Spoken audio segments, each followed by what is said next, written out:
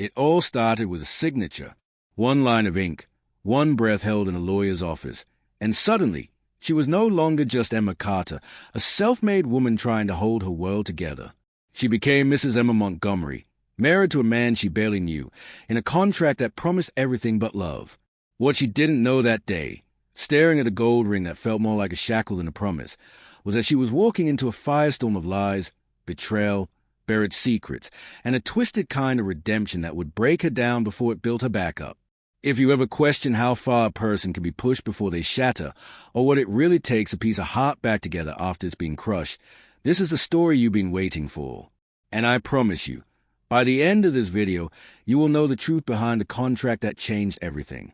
Now let me ask you something. Have you ever loved someone who was never meant to love you back? Have you ever stood in front of a mirror and no longer recognized the person staring back at you because you bent so far to please someone else? You forgot who you were? This story is your story if you've ever made yourself smaller to fit into someone else's world. And if you're still watching, then deep down, you already know you didn't click on this video by accident. This isn't just another romance audiobook. No, this is something far more intimate, an unraveling, a confession, a journey you won't just listen to, you'll feel it. From a very first second, we dive into a world built on appearances, where luxury hides loneliness, and a diamond ring comes with fine print you'll never see in a fairy tale. Emma Carter didn't dream of marrying a billionaire. In fact, the man she ends up tying her future to, Julian Montgomery, is the very opposite of everything she ever wanted. Cold, calculated, dangerous. And yet, he needed a wife, fast. Not for love, not for passion, but for control. For leverage, for an inheritance that could only be unlocked through marriage. And Emma? She needed money, desperately. A medical crisis had drained her savings. Her father's hospital bills were piling up like waves against a sinking boat, and Julian's offer, 1 year pretending to be his loving wife in exchange for financial security, seemed like the only rope she could grab before she drowned. But let's be real here. You don't walk into a contract marriage with a stranger and expect a simple life. The moment she steps into Julian's world, his penthouse, his boardrooms, his ice-cold silences, Emma realizes she's not just playing a part in a marriage, she's playing a part in a much bigger, more dangerous game.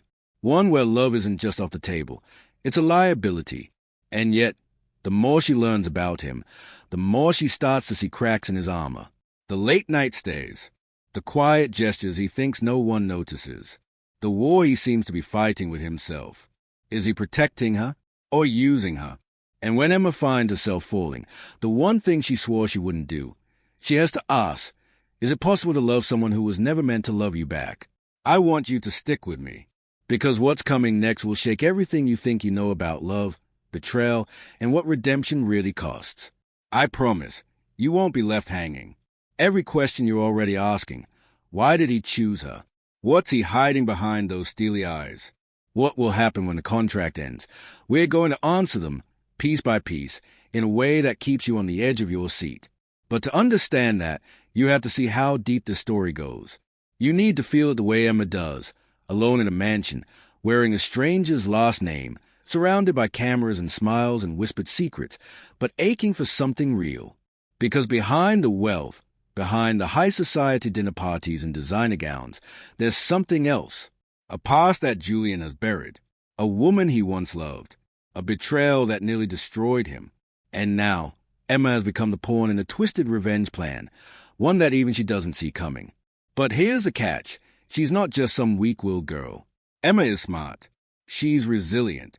And she's about to turn this contract on its head. Listen, I'm not here to waste your time with empty romance fluff or recycled billionaire tropes. This story? It's got bite, real emotion, real conflict, and it's already pulling you in, because we've all felt it. The tension between survival and surrender, between guarding your heart and daring to open it to someone who might destroy you. Whether you're here because the idea of contract marriage made you curious, or you're drawn to that dark, mysterious charm of a man who hides more than he shows, I'm telling you now, this ride is going to twist in ways you don't expect. You'll meet the enemies, the old flame who never really let go, the board members who want Emma gone, the secrets tucked behind locked doors and fake smiles. You'll learn why Julian built walls around his heart so high even he doesn't know what's behind them anymore. And you'll watch what happens when Emma, messy, brave, vulnerable Emma, starts to chip away at them without even trying. So don't scroll away. Don't pause this. I know attention spans are short, and there's 1,000 other stories waiting in your feed. But this one's different. Because somewhere in this story, you're going to see a reflection of yourself. Whether it's in Emma's quiet strength, Julian's guarded soul, or the choices they both make when everything is on the line. And if you stay until the end, you'll not only find out what happens when the contract expires, you'll learn what love really means when it's not about fairy tales, but about fighting for someone who may not even know how to love themselves. The betrayal? It's coming. And it's not what you think. The redemption? It'll hurt. And as for the ending? Well, let's just say you'll have to earn it, just like they do. Because in the next few minutes, Emma will stumble upon something she was never meant to find, hidden in Julian's study, locked behind a drawer no one touches. And what she sees there, it's going to change everything. Emma Carter had never planned on stepping into a world where power whispered through every hallway and secrets were folded into silk napkins at $10,000 dinner tables. Just a few months ago, she was a graphic designer living in a modest one-bedroom apartment on the east side of Chicago, juggling freelance contracts and her father's mounting hospital bills. She was used to doing everything alone, fixing broken faucets, negotiating late payments, staying up all night to meet deadlines. Love? That was a luxury she didn't have time for. The last man she trusted ghosted her after finding out about her father's illness. Since then, she stopped dreaming and started surviving.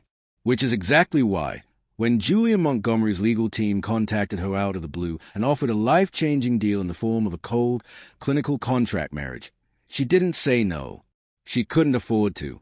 The story they told was simple enough. Julian needed a wife to secure controlling interest in his family's billion-dollar tech empire. A wife who looked good on paper, who could smile in front of cameras, make polite conversation with investors, and attend high society events without falling apart under scrutiny. And most importantly, someone who wouldn't get emotionally involved. That last part was emphasized, over and over again. His assistant even handed her a separate clause with the words "no romantic entanglements" underlined in red. At the time, it seemed ridiculous. How could anyone possibly fall in love under such unnatural circumstances? But Emma was desperate. The numbers they offered were staggering, enough to pay for her father's care, wipe out her debts, and give her a future she hadn't dared to hope for. So she signed. She put on the ring. She moved into his penthouse. And she told herself it was all just temporary.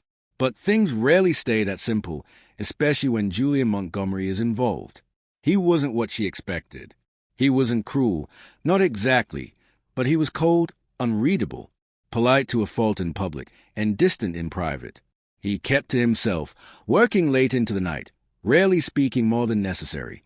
Emma found herself trying to decipher his moods through the way he poured his whiskey or the tension in his shoulders when certain names were mentioned. And then there were the rumors. Whispers in the corridors from household staff, glances exchanged at galas, cryptic headlines in tabloids hinting at a past scandal involving Julian and a former fiancé who vanished from the public eye just weeks before their wedding. No one talked about her outright, but the silence around her was too loud to ignore. Emma began to notice strange things. A single earring tucked beneath a couch cushion that wasn't Hayes, a photograph in a dusty frame turned backward in Julian's study, and most chilling of all, a handwritten note shoved to the back of a kitchen drawer with just 5 words. Don't trust him. He lies. She didn't know whose handwriting it was, but something about the shaky letters and the way the ink had bled from moisture made her skin crawl. She wanted to ask Julian about it, but every time she tried, his mood would shift. He'd close off completely, change the subject, or retreat into his office and lock the door behind him. That's when she started keeping notes of her own. What Julian didn't know was that Emma had started to dig, not in an aggressive, overt way, but carefully asking the right questions to the wrong people. A housekeeper who once worked for the Montgomery family before abruptly resigning. An old friend of Julian's who conveniently didn't remember the woman he was once engaged to. Even Julian's younger brother, Damien, who always seemed far too interested in Emma and a little too eager to let things slip after one too many drinks at corporate events. According to Damien, Julian wasn't as clean as his image suggested. There were mistakes in his past, betrayals, deals that had to be buried, and women who came and went like shadows. But Damien was slippery too, the kind of man who smirked when he lied and told the truth like it was a joke. Emma couldn't decide if he was trying to help her or hurt his brother. And then came the moment that changed everything. Late one night, while Julian was out of town on a business trip with no clear itinerary, Emma noticed a drawer in his study was left slightly open. It was usually locked. She told herself not to look, told herself it wasn't her place. But curiosity is a dangerous thing when paired with loneliness. Inside was a file, old photographs, newspaper clippings, a series of letters addressed to Julian in neat, feminine script, the same handwriting from the note in the drawer. One of the photos made her gasp. It was a former fiancée, the woman who disappeared. But what froze Emma's blood wasn't the photo itself. It was the fact that the woman looked eerily like her. Same hair color, same build, even the same subtle scar near the collarbone. It was like looking into a distorted mirror. Emma shoved the file back before she could think too long. She didn't sleep that night. She barely breathed. The next morning, she tried to act normal, but something had shifted in her.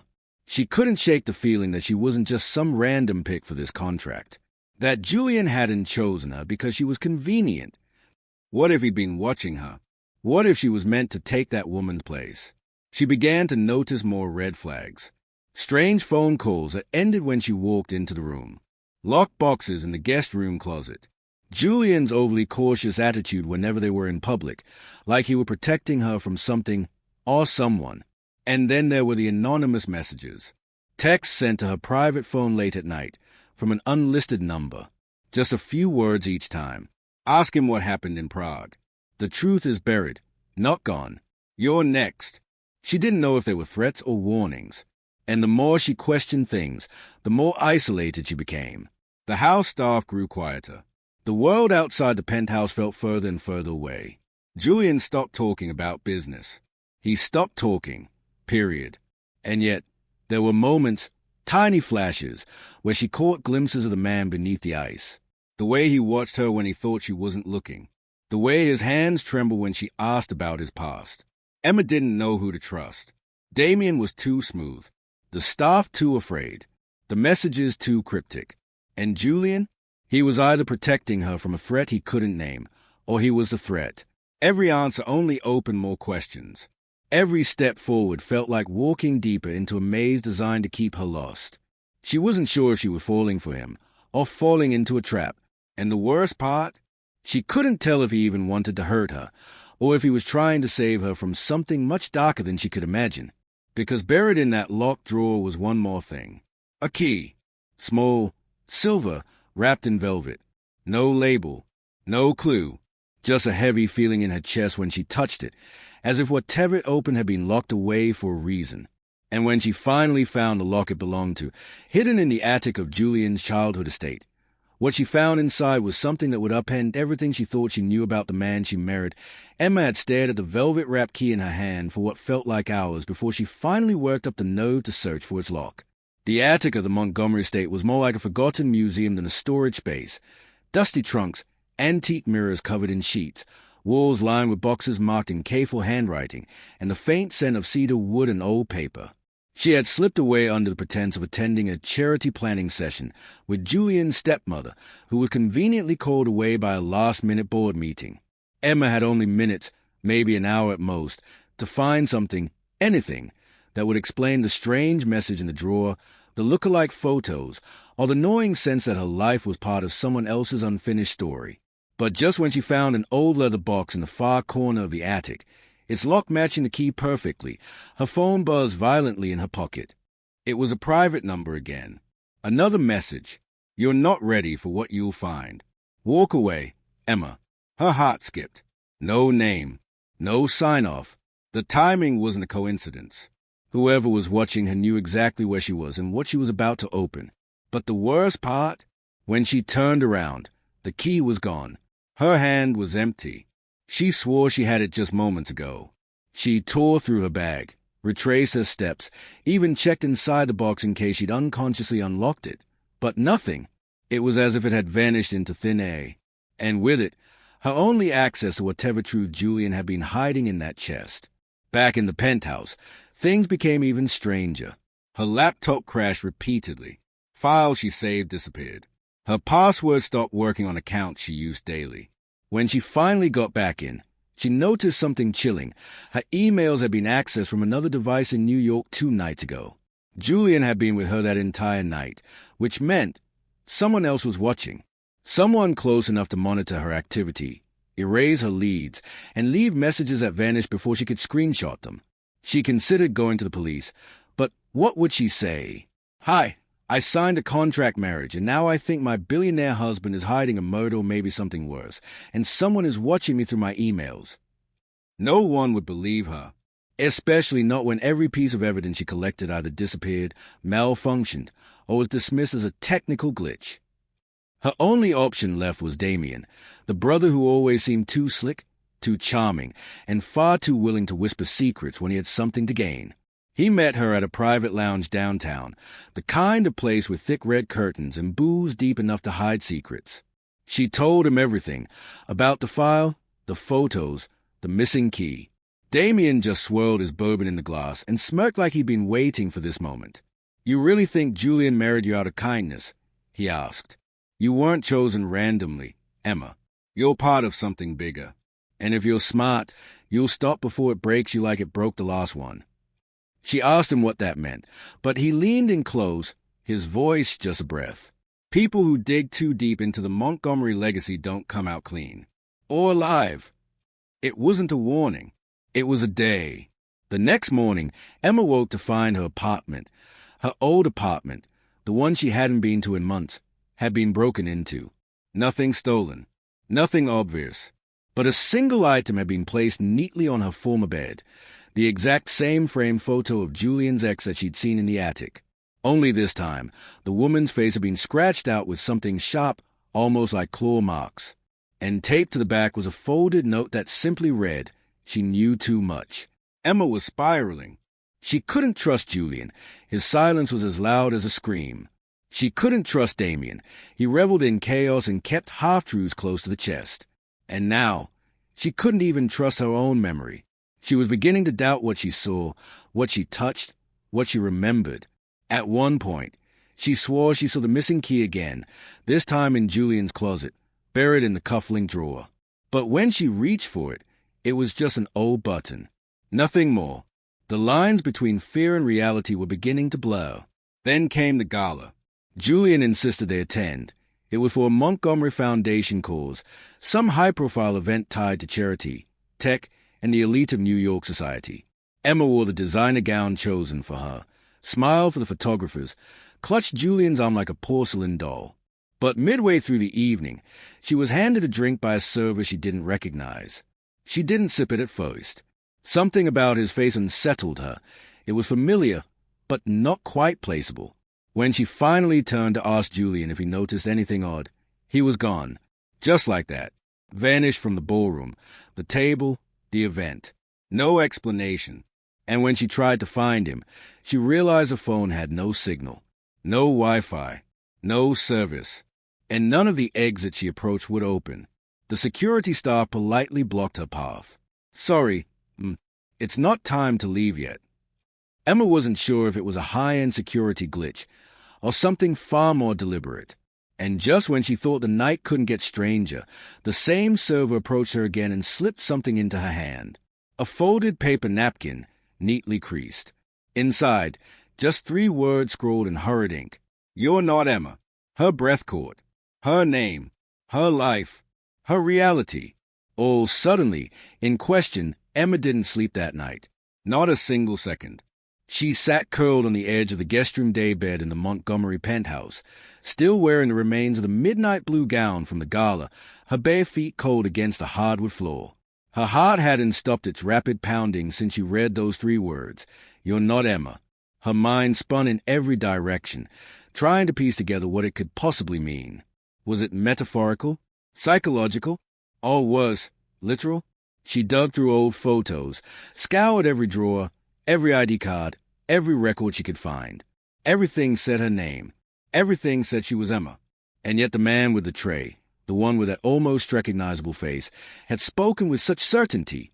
Well, he hadn't spoken at all, but that note had screamed louder than any words could. When Julian finally came home around 4 a.m., she was too afraid to confront him directly. His expression was unreadable, polished, blank, calm in a way that felt calculated. He claimed he'd been pulled into an emergency board meeting upstairs, said there was security lockdown, and he couldn't get a message through. She wanted to believe him, but her instincts, louder now than ever, screamed that he was lying. Something about his voice, about how easily the excuse rolled off his tongue, didn't sit right.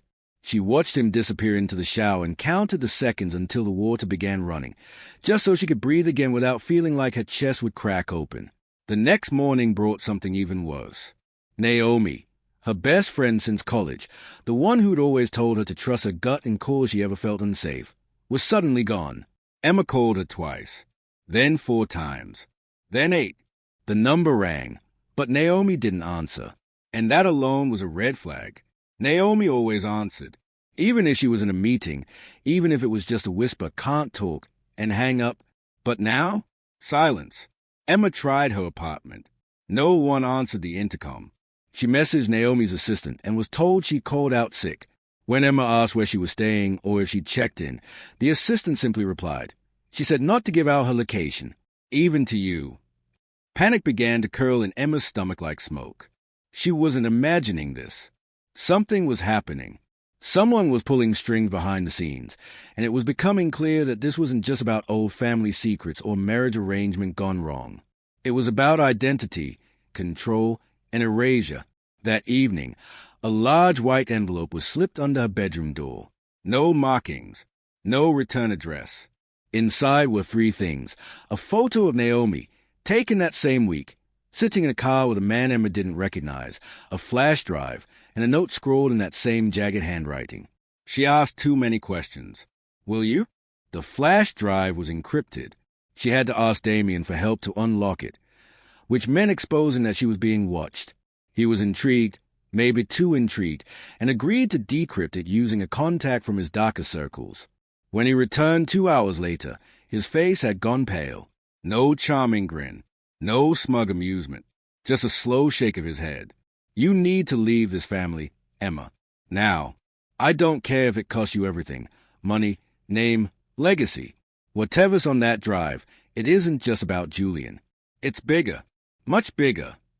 She begged to see what was on it. He refused, said the less she knew, the safer she'd be. Then he handed her the empty flash drive and whispered, "I'll be in touch," before walking away. Emma didn't go back to the penthouse that night. She didn't feel safe anywhere in the city. She ended up checking into a nondescript hotel near the Hudson under a fake name, using cash to avoid a paper trail. Her nerves were frayed. Every footstep in the hallway felt like someone coming for her. Every knock at a neighboring door made her flinch. She kept the curtains drawn and the lights low, and sat on the edge of the bed just staring at the digital clock, heart racing faster with every passing minute. She called Naomi again. Still nothing. Then, as she finally began to doze off just before dawn, her hotel room phone rang. The landline, the one no one should have had the number to. She let it ring once, twice, 3 times, too scared to answer. On the 4th ring, she picked up. Silence. A long, suffocating silence. Then a breath. Then a voice. "They'll erase you next, just like they erased her." Emma slammed the receiver down, shaking uncontrollably. Her hands were cold. Her chest felt like it was caving in. She stumbled to the sink and splashed water on her face, trying to ground herself, to stay tethered to reality, but the face staring back at her in the mirror didn't even look like her anymore. Pale, fragile, broken. She wasn't losing her mind. Someone was trying to make her think she was. They were closing in, tightening the net, one message at a time, one thread at a time. And now, Emma realized something else, something that made the fear inside her multiply. She hadn't told anyone she was staying at this hotel. Not Damien, not Julian, not even her driver. The only person who knew was herself. So who made that call? And how much time did she have left? Emma's mind was unraveling, and not from fear, but from clarity. That sharp, burning kind that strikes just before the truth breaks open. She sat alone on a worn armchair in a half-lit corner of a dusty private library she'd broken into hours earlier, Julian's family estate in upstate New York, sealed shut for over a decade. A place no one had mentioned. A place she shouldn't have known about. Except someone had slipped a page into one of her old law school textbooks, one she'd never unpacked until now. No name. Just a scribbled address and 3 chilling words. This is home. She didn't expect what she found. Not old portraits or family heirlooms. Not secrets etched into floorboards or hidden beneath trapdoors. No, what she found was a room that shouldn't exist, one with newspaper clippings pinned to walls, documents copied and redacted, timelines charted meticulously across corkboards, all centered on one name, Emma Reynolds. Not Montgomery. Reynolds. Her maiden name. Her real name. Her only name. And suddenly, all of it started to click in the most sickening way possible. This wasn't about a contract marriage. It wasn't about Julian. It was about her from the very beginning. The fake chance meeting in the cafe. The coincidental connection to Julian's company. The whirlwind romance that seemed just a little too perfectly timed. The NDA she signed before the wedding. The control over her accounts. Her image. Her story. This wasn't a marriage. It was a cover, a lie wrapped in luxury and charm and social media posts designed to keep her tethered. But to what? Or worse, to whom?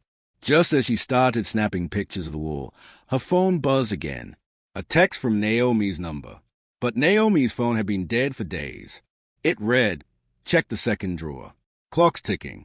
Heart pounding, Emma scanned the room and spotted a dusty side table. She yanked the drawer open and found something that made her knees buckle. A thin black binder labeled, Project Evelyn, Phase 2. Inside were surveillance records, audio transcripts, therapy notes, and a contract, one that predated her wedding by 2 years. The contract wasn't signed by Julian. It was signed by Damian Walker. Emma couldn't breathe. Damian? The only person who had warned her? The one who decrypted the flash drive? The only one who seemed like he wasn't playing a part in this? Her brain scrambled to make sense of it. He'd known things too easily, accessed things too fast. He'd found her when she needed someone. But what if he wasn't helping her out of loyalty, but duty, or worse, guilt? Suddenly, the door creaked open behind her. She spun. Phone in one hand, the binder clutched in the other. There stood Damian, calm, dressed in black. No explanation as to how he'd gotten inside or how he'd found her. No expression on his face, except something eerily close to regret. I told them not to involve you, he said quietly. It was never supposed to go this far. Emma backed away. What is this, Damian? What the hell is Project Evelyn? He took a step forward, but not aggressively, almost with a defeated posture of someone who already knew what was coming. It was about psychological imprinting. Memory restructuring, targeted identity replacement. You were chosen, Emma, because you matched the original subject perfectly. She died 6 years ago, but you were perfect. Emma shook her head, the air thinning fast. You're lying. I wish I were, he said. But now you understand, don't you? This wasn't a marriage. It was a reset, and you weren't supposed to find out. A low, whirring noise filled the room. Emma spun to the wall. A hidden camera in the corner had activated, its lens blinking red. Damian looked at her with something like sorrow. Now they know you know. Emma's phone lit up again. A notification. Julian Montgomery, live press conference begins in 5 minutes. She opened the link, hands shaking. The feed loaded. Julian stood behind a sleek podium, smiling into the cameras, reporters flashing bulbs from every direction. His first words froze her blood. As of today, my wife, Dr. Evelyn Monroe, has returned to the Montgomery Institute to continue her groundbreaking work on memory rehabilitation and trauma healing. We are so proud to support her recovery process. Evelyn Monroe, not Emma Reynolds. The live feed zoomed in on a framed photo on the screen behind him. Emma gasped. It was her face, but not her body. It was a composite, photoshopped onto another woman's shoulders. A woman who looked exactly like her, yet not quite. Emma wasn't losing herself. She'd been replaced. And now, the world believed it.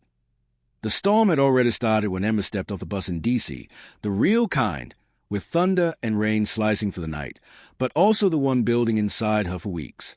She had come with nothing left to lose.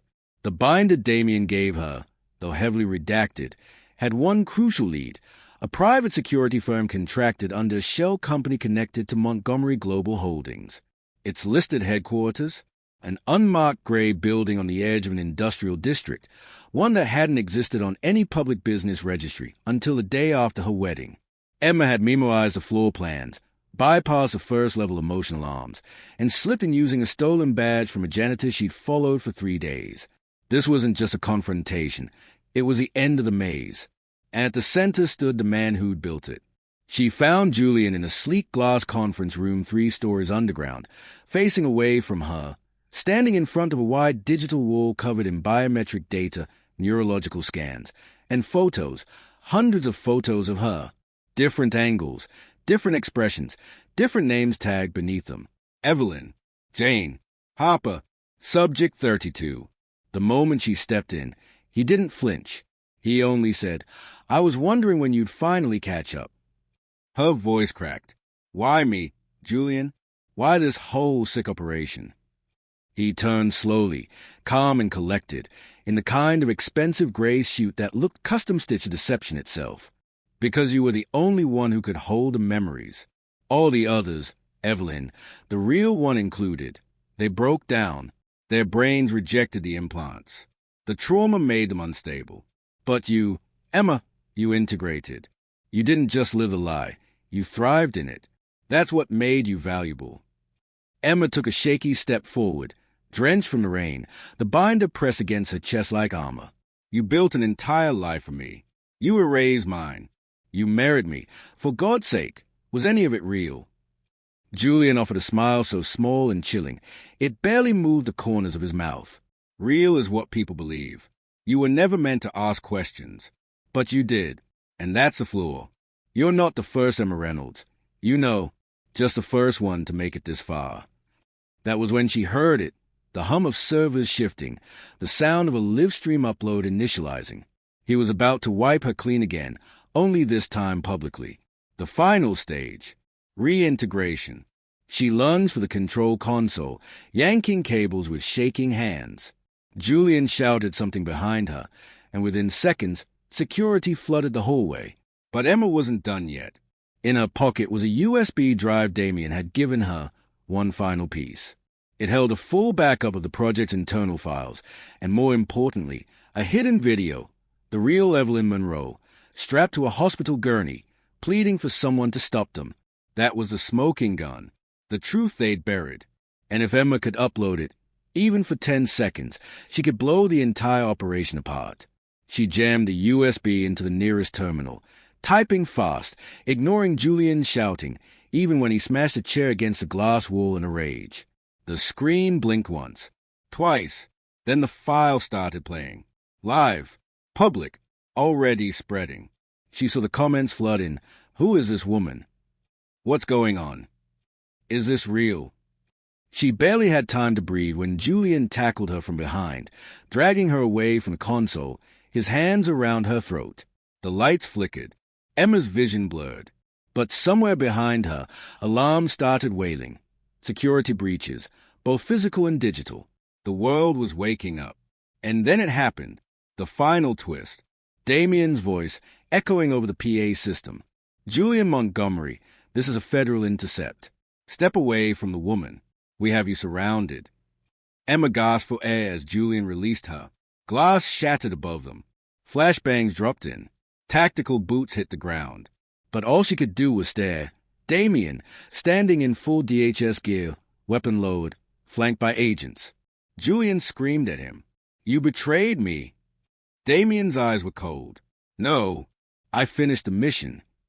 Emma blinked, confused. "Mission?" Then Damien turned to her and whispered something only she could hear. "You were the test, Emma, but also the proof, and you passed." That moment was everything.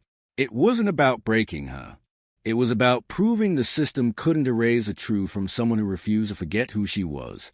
But just as Emma felt the relief settle into her bones, another screen blinked on behind her. this time from a remote server. A countdown, 20 seconds. Then a message in red, Protocol Omega, memory reboot initiated. Julian smirked with blood in his teeth. You think this end with me? And in that split second, Emma realized something devastating. He wasn't the top of the pyramid. He was just a gatekeeper. The room was in chaos.